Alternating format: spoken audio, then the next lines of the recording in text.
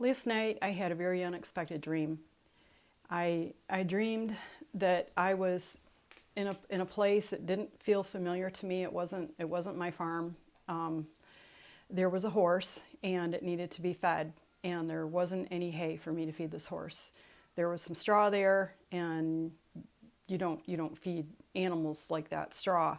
So there were a couple of men, and it seemed like one of them I knew, or maybe when you're around horse people, they all kind of feel the same. They have the same horse sense to them, and they were helping me, and I knew there was a big round bale of hay outdoors, and I asked the two men if they would roll the bale of hay in, and I went out there with them, and there were two horses out there, and they were tied up, and I grabbed one, and I let him in, and he had a great big white sheet on, like a big raincoat, and I took the raincoat off him. He wasn't my horse, and there was two things that really stood out about him. He was starving, and he was emaciated, and he was solid black.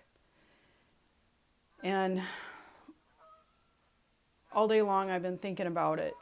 There was a problem in the West this year with water, lots and lots of water, and it has interrupted the food industry, the farmers, and it has affected my area too. I have a field right next door to me that the farmer couldn't get in to plant. It was just too late to get whatever kind of crop he was going to plant.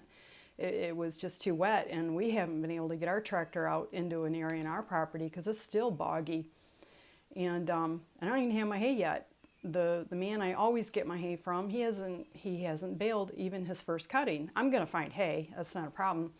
And we're getting rid of, I sold a horse, and I have another horse that we're going to put down, and three of the cows are getting butchered. So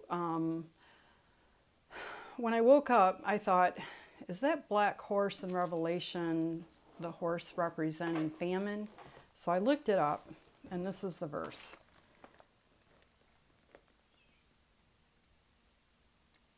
It's Revelation 6:5. And when he had opened the third seal, I heard the third beast say, "Come and see." And I beheld, and to a black horse, and he that sat on him had a pair of balances in his hand. And I heard a voice in the midst of the four beasts say, "A measure of wheat for a penny, and 3 measures of barley for a penny, and see that thou hurt not the oil and the wine." So I know that there have been notices in the grocery store for some of the canned items because they aren't available yet. I know those signs were up in Walmart, and I know for a fact our garden, we got that in late. We couldn't get the rototiller in that garden. It was just a swampy mud bog until the middle of June. So we're really late, and even after we got our garden in, it took weeks for the plants to start taking off. I'm not trying to be doom and gloom.